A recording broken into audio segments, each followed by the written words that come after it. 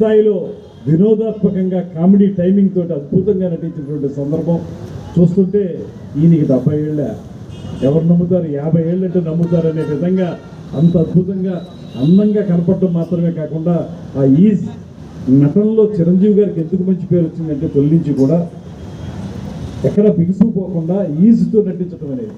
ఒకానొక సమయంలో తెలుగు సినిమా పరిశ్రమ ఒక ప్రత్యేక వరవడిలో కొట్టుకుపోతున్న సమయంలో సరికొత్త నీరులా వచ్చి అద్భుతమైనటువంటి గంగాజలంలో ముందుకు వెళ్ళినటువంటి నటుడు ఎవరైనా ఉంటే అది మెగాస్టార్ చిరంజీవి గారు.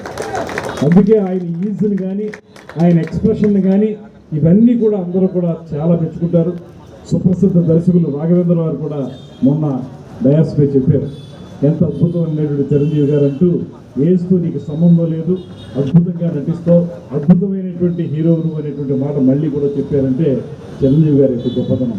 నిజంగా కూడా మీ అందరికీ చెప్తున్నాను, మీరు చిరంజీవి గారి అభిమానులుగా ఉన్నందుకు గర్వపడే పరిస్థితి తప్పితే ఏనాడు కూడా తలదించుకునే పరిస్థితి లేదు. కారణం ఏంటంటే ఒక పక్కన నటుడుగా విశ్వవిఖ్యాతం చెందాడు ఆయన.